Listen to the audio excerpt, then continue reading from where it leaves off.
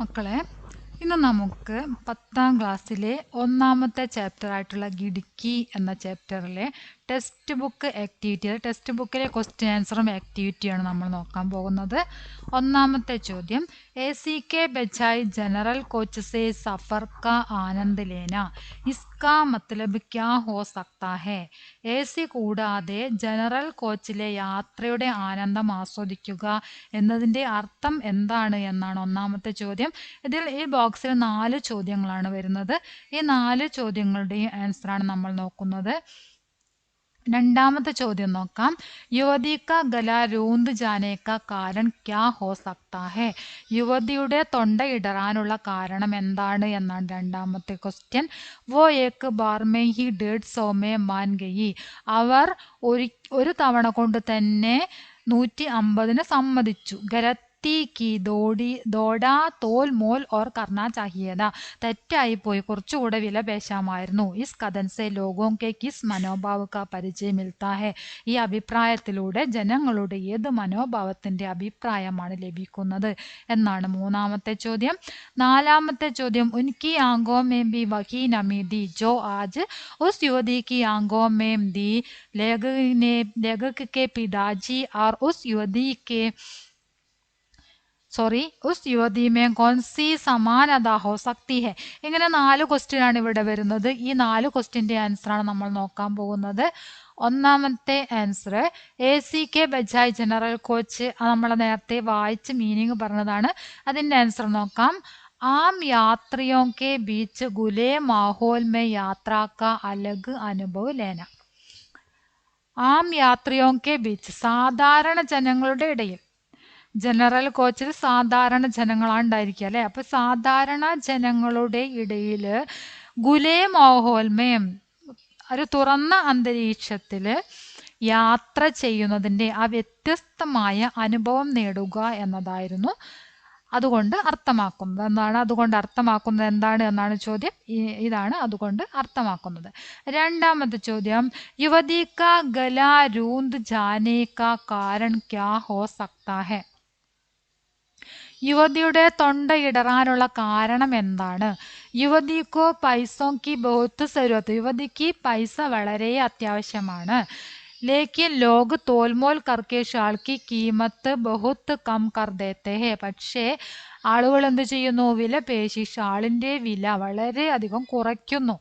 ലോഗോं के इस മനോഭാവ say വഹ് R ദുഃഖി ഹോ ജാത്തി ഹെ. ആളുകളുടെ ഈ മനോഭാവം കൊണ്ടാണ് അവരെന്ത് ചെയ്യുന്നത്? ദുഃഖിക്കുന്നത്. അതാണ് അവരുടെ തൊണ്ടയിടറാനുള്ള കാരണം എന്നാണ് പറഞ്ഞത്. ഇതൊറ്റ സെന്റൻസ് ആയിട്ട് ഇതിൻ്റെ ആൻസർ എഴുതാം. യുവതി കാ ഗല രൂന്ത് ജാനെ കാ കാരൺ ക്യാ ഹോ സക്താ ഹെ എന്നതിൻ്റെ ആൻസർ അപ്പനെ പാരിവാരിക സ്ഥിതി സോച്ച്കർ എന്ന് എഴുതാം. തൻ്റെ കുടുംബത്തിൻ്റെ അവസ്ഥ ആലോചിച്ചിട്ടാണ് ആ യുവതിയുടെ തൊണ്ട ഇടറിയത്. അതായത് ഇവിടെ നിന്ന് കിട്ടുന്ന വരുമാനം കൊണ്ടാണ് കുടുംബത്തിന് വേണ്ട കാര്യങ്ങൾ ചെയ്യാൻ പറ്റുക അല്ലേ? അപ്പോൾ അതുകൊണ്ടാണ് ആ യുവതിയുടെ തൊണ്ട ഇടറിയത് എന്നും നമുക്ക് ഒറ്റ സെൻറ്റൻസ് ആയിട്ട് അതിൻ്റെ ആൻസർ എഴുതാൻ പറ്റും. ഇനി മൂന്നാമത്തെ ചോദ്യം നോക്കാം. वो एक बार में ही 150 में मान गई. गलती की दौड़ा तोलमोल और करना चाहिए था. इस कथन में लोगों के किस मनोभाव का परिचय मिलता है? इससे अधिक तोलमोल करके कम कीमत में चीज़ों खरीदने की लोगों की മാനസികത പ്രകട होती है. ഇതിലൂടെ ഏറ്റവും അധികം, വളരെ കൂടുതലായിട്ട് വില പേശി കുറഞ്ഞ വിലയ്ക്ക് സാധനങ്ങൾ വാങ്ങുന്ന ആളുകളുടെ മാനസിക സ്ഥിതിയാണ് ഇവിടെ പ്രകടമാക്കുന്നത്. अक्सर हम बेचने वाले की मजबूरी और मेहनत को नजरअंदाज कर देते हैं. അതായത് കഠിനാധ്വാനത്തെയും പരിശ്രമത്തിനെയും, വളരെയധികം കഠിനാധ്വാനം ചെയ്യുന്നു ആളുകൾ അല്ലേ ജീവിക്കാൻ വേണ്ടിയിട്ട്, അതുപോലെ തന്നെ വളരെയധികം പരിശ്രമിക്കുന്നു. അപ്പോൾ ഈ കഠിനാധ്വാനത്തിൻ്റെയും അതുപോലെ തന്നെ പരിശ്രമത്തിനെയും നമ്മൾ പലപ്പോഴും എന്ത് ചെയ്യുന്നു എന്നാണ് പറയുന്നത്? അവഗണിക്കുന്നു എന്നാണ് പറഞ്ഞത്. അത് അവഗണിച്ചുകൊണ്ട് വില പേശി ഏറ്റവും കൂടുതൽ വില കുറഞ്ഞ രീതിയിൽ ആളുകൾ സാധനങ്ങൾ വാങ്ങാൻ ശ്രമിക്കുന്നു. അങ്ങനെയുള്ള ലോകോക്കി മാനസികത, അങ്ങനെയുള്ള ആളുകളുടെ ആ ഒരു പ്രവണതയാണ് ഇവിടെ പ്രതിഫലിപ്പിക്കുന്നത് എന്നാണ് പറഞ്ഞത്. ഓക്കെ.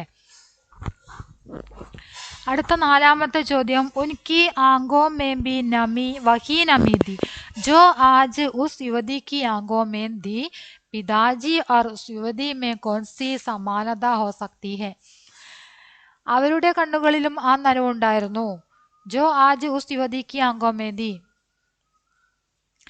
എന്താണോ ഇന്ന് ഞാൻ ആ യുവതിയുടെ കണ്ണുകളിൽ കണ്ടത്, പിതാജിയുടെ കണ്ണുകളിലും അതേ നനവുണ്ടായിരുന്നു എന്നാണ് പറഞ്ഞത്. ഇന്ന് യുവതിയുടെ കണ്ണുകളിൽ കണ്ട അതേ നനവ് പിതാജിയുടെ കണ്ണുകളിലും ഉണ്ടായിരുന്നു. പിതാജിയും ഈ യുവതിയും തമ്മിൽ എന്ത് സമാനതയാണ് ഉള്ളത് എന്നാണ് ചോദ്യം. पिताजी और शाल बेचने वाली युवती दोनों रेलगाड़ी में सामान बेचकर अपने परिवार के लिए റോട്ടി കമാത്തെ थे. പിതാജിയും അതുപോലെ തന്നെ ഈ ട്രെയിനിലെ സാധനങ്ങൾ വിൽക്കാൻ വന്നിട്ടുള്ള ആ സ്ത്രീയും യുവതിയും ദോനും രണ്ടുപേരും റെയിൽഗാഡിമേ സാമാൻ ബേച്ച്കർ റെയിൽഗാഡിയിൽ സാധനങ്ങൾ വിറ്റിട്ട് അപ്പനെ പരിവാർ കെ ലിയെ റോട്ടി കമാത്തേതെ തൻ്റെ കുടുംബത്തിനുള്ള ഉപജീവന മാർഗം കണ്ടെത്തിയിരുന്നു. दोनों के जीवन मेहनत संघर्ष और ധക്കാൻ സെ ഭരേത്. രണ്ടുപേരുടെയും ജീവിതം മേഹനത്ത് പരിശ്രമം, അതുപോലെ തന്നെ സംഘർഷം, വളരെയധികം കഠിനാധ്വാനവും പോരാട്ടവും ധക്കാൻ ക്ഷീണവും ഭരേത് നിറഞ്ഞതായിരുന്നു. വളരെയധികം കഠിനാധ്വാനവും പരിശ്രമവും ക്ഷീണവും നിറഞ്ഞതായിരുന്നു ഇവരുടെ രണ്ടുപേരുടെയും ജീവിതം എന്നാണ് പറഞ്ഞിരിക്കുന്നത്. ഓക്കെ, അപ്പൊ എത്രയാണ് 4 ക്വസ്റ്റ്യന്റെ ആൻസർ വരുന്നത്. ഇനി നമുക്ക് അടുത്ത ക്വസ്റ്റ്യൻ എന്താണെന്ന് നോക്കാം. അപ്പൊ എന്താണ് പറഞ്ഞിരിക്കുന്ന ക്വസ്റ്റ്യൻ? കഹാനി പടയം ഓർ റിക്തസ്ഥാൻ കി പൂർത്തി കരയും എന്നാണ് ലഘുകഥ.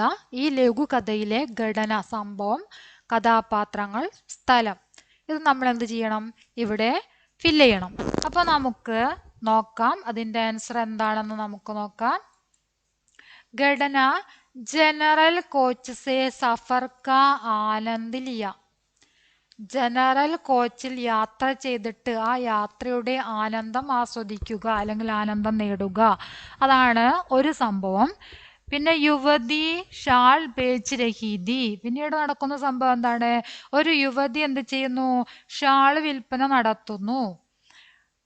പത്നിനെ തോൽ മോൽ കിയ. ഭാര്യ എന്ത് ചെയ്യുകയാണ്? വില പേശുന്നു. യുവതിക്ക് ആങ്കെ ബർ ആയി. യുവതിയുടെ കണ്ണുകൾ നിറഞ്ഞു. പതിക്കോ അപ്പനെ പിതാജിക്ക് യാത് ആയി. പതിക്ക് തൻ്റെ പിതാവിന് ഓർമ്മ വന്നു. ഇത്രയും സംഭവങ്ങളാണ് അവിടെ നടക്കുന്നത് അല്ലേ? ഘടന ഇത്രയാണുള്ളത്. അതിലെ കഥാപാത്രങ്ങൾ, നമ്മുടെ ഈ ലഘുകഥയിലെ കഥാപാത്രങ്ങൾ എന്ന് പറയുന്നത് ഭർത്താവ്, ഭാര്യ, കുട്ടികൾ, യുവതി അല്ലേ? പതി, പത്നി, ബച്ച്, യുവതി. ഇനി ഒരേ ഒരു സ്ഥലം മാത്രമാണ് ഈ സംഭവങ്ങളൊക്കെ നടക്കുന്ന സ്ഥലം, റെയിൽഗാഡി അല്ലേ? എവിടെയാണ്? റെയിൽഗാഡി. അത്രയാണ് നമ്മൾ ഈ ഒരു ഭാഗത്തിന് ഫില്ല് ചെയ്യേണ്ടത്. ഇനി അടുത്തത് നമൂനയ്ക്ക് അനുസാർ വാക്യോം കോ ബദൽക്കർ ലിഖേം എന്നാണ് പറഞ്ഞിരിക്കുന്നത്. മാതൃക അനുസരിച്ചിട്ട് ഇവിടെ തന്നിരിക്കുന്ന സെന്റൻസിനെ മാറ്റി എഴുതാനാണ് പറഞ്ഞിരിക്കുന്നത്. അപ്പൊ നമുക്ക് അതെങ്ങനെയാണ് ചെയ്യേണ്ടത് എന്ന് നോക്കാം. ഷാദിക്ക ബുലാവ ആയ. അത് ഷാദിക്ക ബുലാവ ആയ ധ അല്ലേ? നമ്മളിവിടെ ഷാദിക്ക ബുലാവ ആയ, ഷാദിക്ക ബുലാവ ആയ ധ. ഇവിടെ ആയ എന്നുള്ളത് ഇവിടേക്ക് എന്ത് വന്നു? ധ ആയിരുന്നു, ധ എന്ന് വന്നു. ഷാദിക്ക ബുലാവ ആയ ധ. ഇവിടെ പത്നി ബാത്തോമേ മഷ്ഗൂൽ ഹോ ഗയി. പത്നി ബാത്തോമേ മഷ്ഗൂൽ ഹോ ഗയി ദി അല്ലെ? ഇവിടെ ഗയി എന്നുള്ളൂ, ഇവിടേക്ക് എന്തായി? ഗയി ദി എന്നായി. ഇവിടെ ലടുക്ക ചോഞ്ച് പർ ബൈഠാ, സോറി, ലടുക്ക ബെഞ്ച് പർ ബൈഠാദ. ലടുക്ക ബെഞ്ച് പർ ബൈഠാദ. അപ്പുറത്തേക്ക് വരുമ്പോൾ എങ്ങനെയാണ് വരിക? ലടുക്ക ബെഞ്ച് പർ ബൈഠാന്നേ വരുള്ളൂ അല്ലേ? ഈ ദാ എന്നുള്ളത് ഇവിടെ ഉണ്ടായിരിക്കില്ല. അടുത്തത് മീനു ബാസാർ കി ഓർ ചലി ദി. അപ്പൊ നമ്മൾ ഇപ്പുറത്തേക്ക് എഴുതേണ്ടത് എങ്ങനെയാണ്? മീനു ബാസാർ കി ഓർ ചലി അല്ലേ? മീനു ബാസാർ കി ഓർ ചലി എന്നാണ് നമ്മൾ എഴുതേണ്ടത്. നോക്കാം. ലടുക്ക ബെഞ്ച് പർ ബൈട്ട അല്ലെ, ഈ ധ എന്നത് പുറത്തേക്ക് വേണ്ട. അടുത്തത് മീനു ബാസാർക്കി ഓർ ചലി. ഇവിടെ ചലി ദി എന്നുണ്ട്, നമ്മളിവിടെ ദി എന്നുള്ളത് ഒഴിവാക്കിയിട്ടാണ് പുറത്തേക്ക് എഴുതുന്നത്. മീനു ബാസാർക്കി ഓർ ചലി. ഇനി അടുത്തത് ലാസ്റ്റ് നമ്മൾ ഒറ്റയ്ക്ക് സെന്റൻസ് ഉണ്ടാക്കേണ്ടതാണ്. ഉസ്കി കജരാരി ആംഗെ ബർ ആയി. ഉസ്കി കജരാരി ആംഗെ ബർ ആയി ദി. ഉസ്കി കജരാരി ആംഗെ ബർ ആയി ദി. അത്രയാണ് നമ്മൾ അവിടേക്ക് ചെയ്യേണ്ട ആൻസർ വരുന്നത്. ഇനി रेलगाड़ी के अनुभव ने पति को अपने पिता की याद दिलाई. റെയിൽഗാഡിയിലെ അനുഭവം ഭർത്താവിന് തൻ്റെ അച്ഛനെ ഓർമ്മ വരികയാണ്. അദ്ദേഹത്തിൻ്റെ ഡയറി എഴുതാനാണ് ഇവിടെ പറഞ്ഞിരിക്കുന്നത്. അച്ഛനെ ഓർമ്മ വരുന്ന സംഭവങ്ങൾ വെച്ചുകൊണ്ട് ഡയറി എഴുതാനാണ് പറഞ്ഞിരിക്കുന്നത്. താരിഖ് നിർബന്ധമായിട്ടും നിങ്ങൾ എഴുതിയിരിക്കണം. അപ്പോൾ ഇവിടെ 24 ജൂലൈ 2026 രവിവാർന്നോ സോമവാർന്നോ എന്തെങ്കിലും കൊടുക്കാം. ഓക്കെ, 14 അല്ലെങ്കിൽ 24 ഏതെങ്കിലും ഒരു ഡേറ്റ് വെക്കുക. ഏതെങ്കിലും ഒരു ഡേറ്റ്, ഏതെങ്കിലും ഒരു മാസം. ഞാനൊരു ഡേറ്റ് പറയാം. 24 ജൂലൈ 2026 രവിവാർ സോമവാർ. അതിൽ ഏതെങ്കിലും ഒരാഴ്ചയിൽ ഏതെങ്കിലും ഒരു ദിവസം ഇവിടെ വെക്കുക. രവിവാർ, സോമവാർ, മംഗളവാർ, ബുധവാർ, ഗുരുവാർ, ശുക്രവാർ, ശനിവാർ. അതിൽ ഏതെങ്കിലും ഒരു വാർ വെക്കുക. ഇന്നതാവണമെന്ന് നിർബന്ധമില്ല. ഏതെങ്കിലും ഡേറ്റ്, ഏതെങ്കിലും ആഴ്ചയുടെ ഏതെങ്കിലും ഒരു പേര്, ഓക്കെ, മാസത്തിൻ്റെ പേര്, എല്ലാം ഈ താരിഖിൽ ഉണ്ടായിരിക്കാം. നിർബന്ധമാണ്, താരിഖ് എഴുതേണ്ട നിർബന്ധമാണ്. അപ്പം താരിഖ് ഇവിടെ എഴുതിയിട്ടില്ല, നിങ്ങൾ എഴുതുക. ഓക്കെ, ആജ് കെ ദീൻ കെ ബാരെ മേ കൈസെ ലിഖൂം. ഇന്നത്തെ ദിവസത്തെക്കുറിച്ച് ഞാൻ എന്തെഴുതും? അബ് ബി മൻമേ പിതാജി ഹൈ. ഇപ്പോഴും എൻ്റെ മനസ്സിൽ പിതാജിയാണ്. റെയിൽഗാഡി കെ ജനറൽ കോച്ച് മേ ഹം ഹോഷിയാർപൂർ ജാ രഹേ ഥേ. റെയിൽഗാഡിയിൽ ജനറൽ കോച്ചിൽ ഞങ്ങൾ ഹോഷിയാർപൂരിലേക്ക് പോയിക്കൊണ്ടിരിക്കുകയായിരുന്നു. ഷാൾ ബേജിനെ വാലി ഏക് യുവതി പത്നി കെ പാസ് ആയി. ഷാൾ വിൽപ്പനക്കാരിയായിട്ടുള്ള ഒരു യുവതി ഭാര്യയ്ക്ക് മുമ്പിൽ വന്നു. പത്നി ने തോൽമോൽ करके 150 രൂപയെ का ഷാൾ ഖരീദ. ഭാര്യ വിലപേശലിലൂടെ 150 രൂപയുടെ ഷാൾ വാങ്ങി. പഹലെ യുവതിനെ 250 രൂപയെ കഹാദ. ആദ്യം യുവതി ആ ഷാളിന് 250 രൂപയാണ് പറഞ്ഞിരുന്നത്. 250 രൂപ പറഞ്ഞ ഷാളാണ് വില പേശിക്കൊണ്ട് ഭാര്യ എത്ര രൂപയ്ക്ക് വാങ്ങിയത്? 150 രൂപയ്ക്ക് വാങ്ങിയത്. 5 ഷാൾക്കോ മേനെ 750 രൂപ. എത്ര രൂപയാണ് അദ്ദേഹം നൽകിയത്? 5 ഷാളിനും കൂടെ 750 രൂപ നൽകി. രാസ്തേ മേ പത്നിനെ കഹാക്കി കുച്ച് ഓർ തോൽമോൽ കർണാദ. വഴിയിൽ ഭാര്യ പറയുകയാണ്, കുറച്ചുകൂടി വില പേശാമായിരുന്നു. ഏ സുൻകർ ഉസ് യുവതിക്ക് നമി ആംഗേം ഓർ മേരെ പിതാജിക്ക് ആംഗേം മന്മയായി. അത് കേട്ടപ്പോൾ എനിക്ക് ആ യുവതിയുടെ നനഞ്ഞ കണ്ണുകളും ആ യുവതിയുടെ ഇറനണിഞ്ഞ കണ്ണുകളും എൻ്റെ പിതാജിയുടെ, അതുപോലെ എൻ്റെ പിതാജിയുടെ ഇറനണിഞ്ഞ കണ്ണുകളും അല്ലേ, നനഞ്ഞ കണ്ണുകളും എൻ്റെ മനസ്സിലേക്ക് വന്നു. മേരെ പിതാജി ബി റെയിൽഗാഡി മേ സാമാൻ ബേച്ചനെ വാലേ ഥേ. എൻ്റെ പിതാജിയും റെയിൽഗാഡിയിൽ സാധനങ്ങൾ വിൽപ്പന നടത്തുന്ന ആളായിരുന്നു. രാസ്തേ മേ സാമാൻ ബേച്ച്കർ ജീവിക കമാനെ വാലയോ കമാൻ കോൻ സമജ്താ ഹേ. ഇങ്ങനെ വഴി നീളെ സാധനങ്ങൾ വിൽപ്പന നടത്തി ജീവിതമാർഗം കണ്ടെത്തുന്നവരുടെ മനസ്സ് ആര് മനസ്സിലാക്കാനാണ്? ഇത്രയാണ് ഡയറി വരുന്നത്. ഇനി അടുത്ത ക്വസ്റ്റ്യൻ എന്താണെന്ന് നോക്കാം. कहानी की खिड़की अनेक आशयों का सूचक है. കഹാനി കി ഖിഡ്കി അനേക് ആശയോं का सूचक है. സമച്ചായേം എന്നാണ് ചോദ്യം. ആൻസർ നോക്കാം.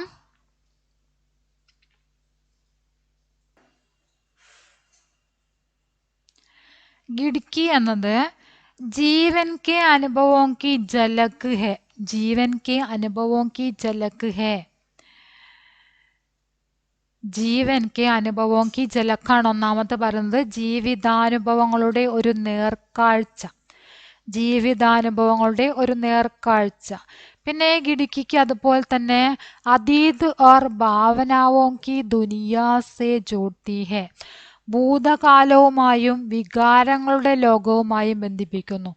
അതീത്, അതീത് പറഞ്ഞ ഭൂതകാലം, കഴിഞ്ഞു പോയ കാലം, പിതാവിനെയൊക്കെ ഓർക്കുന്നു, കഴിഞ്ഞ പോയ കാലത്തിനെ കുറിച്ച് ഓർക്കുന്നു. അപ്പൊ അതീത് കഴിഞ്ഞു പോയ കാലവും അതുപോലെ തന്നെ और ഭാവനാവോ കി ദുനിയ ജോഡ്ത്തി ഹെ, വികാരങ്ങളുടെ ദുനിയാവ്, വികാരങ്ങളുടെ ആ ദുനിയാവ് രണ്ടും കൂടിയാണ് അതിലേക്ക് ചേർക്കുന്നത്. ഭൂതകാലവുമായും വികാരങ്ങളുടെ ലോകവുമായും ബന്ധിപ്പിക്കുന്നു ഗിഡ്കിനെ. ഗിഡ്കി എന്ന ജനൽ. അടുത്തത് ഈ ഗിഡ്കി എന്നത് എന്തുമായിട്ടാണ് ബന്ധിപ്പിക്കുന്നത്? ആം ജിന്ദഗി കി സച്ചായി ദിഖാനെ കാ പ്രതീക് ഹെ. പൊതുജീവിതത്തിന്റെ, സാധാരണ ജനങ്ങളുടെ ജീവിതം, ആം ജിന്ദഗി സാധാരണ ജനങ്ങളുടെ ജീവിതത്തിന്റെ സച്ചായി, സച്ചായി സത്യസന്ധത, സാധാരണ ജനങ്ങളുടെ സത്യസന്ധത, ദിഖാനേക്ക് പ്രതീക് ഹെ കാണിക്കുന്നതിന്റെ ഒരു പ്രതീകം കൂടിയാണ്. അടുത്തത് ഗിഡ്കി എന്നതുകൊണ്ട് ജീവൻ കെ കൈ പഹലുവോ കോ ഉജാഗർ കർണേ വാലി പ്രതീകാത്മക് ഗിഡ്കി ഹെ. ജീവൻ കെ കൈ പഹലുവും, ജീവിതത്തിന്റെ പല വശങ്ങളും പല ഭാഗങ്ങളെയും വെളിപ്പെടുത്തുന്ന ഒരു പ്രതീകാത്മകമായിട്ടുള്ള ജാലകം ഗിഡ്കി എന്ന് പറയുന്നത്. ഗിഡ്കി ജാലകമാണ്. ജാലകം പറഞ്ഞ ജനല്. അപ്പൊ ജീവൻ കെ കൈ പഹലുവോ കോ ഉജാഗർ കർണേ വാലി പ്രതീകാത്മക് ഗിഡ്കി ഹെ. ജീവിതത്തിന്റെ പല വശങ്ങളെയും വെളിപ്പെടുത്തുന്ന ഒരു പ്രതീകാത്മകമായിട്ടുള്ള ജാലകമാണ് ഇവിടെ ഗിഡ്കി എന്ന കഹാനിയിലൂടെ, നമ്മുടെ ഈ ലഘുകഥയിലൂടെ കഥാകൃത്ത് പറയാൻ ആഗ്രഹിക്കുന്നത് ഇത്രയും കാര്യങ്ങളാണ്. ഓക്കെ, ഇനി അടുത്ത ക്വസ്റ്റ്യൻ എന്താണെന്ന് നോക്കാം. कहानी के लिए और एक शीर्षक സുജായേം ഉസ്ക ഔചിത്യ ബി ബദായേം എന്നാണ് പറഞ്ഞിരിക്കുന്നത്. കഥയ്ക്ക് ഒരു ശീർഷക്, കഥയുടെ ശീർഷക് ഗിഡ്കി എന്നാണ്. ഇനി നമ്മൾ എന്ത് ചെയ്യണം? അതിന് മറ്റൊരു ശീർഷക് കണ്ടെത്തുകയും അതിൻ്റെ ഔചിത്യം എന്താണെന്ന്, അതിൻ്റെ ആ കഥയ്ക്കുള്ള പേര് നിർദ്ദേശിക്കുക. എന്നിട്ട് ആ പേര് നിർദ്ദേശിക്കാനുള്ള കാരണം എന്താണ് എന്ന് നമ്മൾ ന്യായീകരിക്കണം.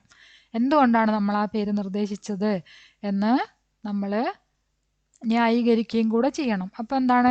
ബീഗി ആങ്കോങ്ക സഫർ എന്നാണ് ഇവിടെ പേര് നൽകിയിരിക്കുന്നത്. ബീഗി ആങ്കോങ്ക സഫർ, നനഞ്ഞ കണ്ണുകളുമായുള്ള യാത്ര. ബീഗി ആങ്കോങ്ക സഫർ, നനഞ്ഞ കണ്ണുകളോടെയുള്ള യാത്ര. അല്ലെ, രണ്ട് പേരിവിടെ നനഞ്ഞ കണ്ണുകളോടുകൂടി യാത്ര ചെയ്തതായിട്ട് പറഞ്ഞു. ഒന്ന് ലേഖകന്റെ പിതാജിയും, അതായത് നമ്മുടെ കഥാപാത്രമായിട്ടുള്ള പതിയുടെ പിതാജിയും, പിന്നെ ഈ റെയിൽഗാഡിയിൽ സാധനം വിൽക്കാൻ വന്നിട്ടുള്ള യുവതിയും. അല്ലേ, അപ്പൊ നമ്മൾ ഇതിലുള്ള പേരെന്താണ്? ബീഗി ആങ്കോങ്ക സഫർ, നനഞ്ഞ കണ്ണുകളുമായുള്ള യാത്ര. എന്താണ് അങ്ങനെ ഒരു പേര് നൽകാനുള്ള കാരണം എന്ന് ന്യായീകരിച്ചതാണ് താഴെയുള്ളത്. ഔചിത്യമാണ്. शाल बेचने वाली युवती की भीगी आंखें और पति के पिताजी की देखी हारी आंखें दोनों ही जीवन संघर्ष और संवेदनाओं से भरे हैं. എന്താണ് അങ്ങനെ ഒരു പേര് നിർദ്ദേശിക്കാനുള്ള കാരണം? ഷാൾ വിൽക്കുന്ന പെൺകുട്ടിയുടെ കണ്ണുകൾ, നിറഞ്ഞ കണ്ണുകളും, അതുപോലെ തന്നെ ഇതിലെ കഥാപാത്രമായിട്ടുള്ള ഭർത്താവിൻ്റെ അച്ഛൻ്റെ ക്ഷീണിച്ച, അതുപോലെ തന്നെ നിറഞ്ഞ കണ്ണുകളിലെ ഇടയ്ക്ക് ഹാരി ആംഗ്യ, ക്ഷീണിച്ച ആവശ്യമായിട്ടുള്ള കണ്ണും നിറഞ്ഞ കണ്ണെന്ന് പറഞ്ഞല്ലോ. ഇത് രണ്ടും, ഈ രണ്ട് കണ്ണുകളും ജീവൻ സംഘർഷ സംവേദനാവും സെ ഭരെ ഹെ, ജീവിതത്തിലെ പോരാട്ടങ്ങളും വികാരങ്ങളും നിറഞ്ഞതാണ്.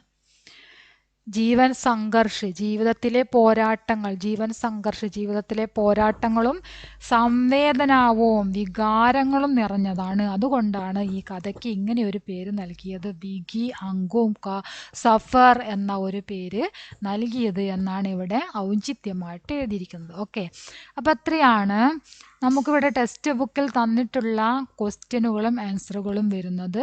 എല്ലാ ക്വസ്റ്റ്യൻ ആൻസറും ചെയ്തിട്ടുണ്ട്. ഇനി അടുത്തത് കഹാനിക്ക ഓഡിയോ ടെക്സ്റ്റ് തയ്യാർ കരീം എന്നാണ്. അത് നിങ്ങൾ സ്കൂളിൽ ടീച്ചർ പറയുന്നത് പോലെ ചെയ്യുക. ബാക്കി എല്ലാ കാര്യങ്ങളും ഇവിടെ തന്നിട്ടുണ്ട്. ക്ലാസ് ഫുള്ളായിട്ട് കാണുക. നിങ്ങളുടെ അഭിപ്രായങ്ങൾ തീർച്ചയായിട്ടും അറിയിക്കുക. ലൈക്ക് ചെയ്യുക, ഷെയർ ചെയ്യുക. ഓക്കെ.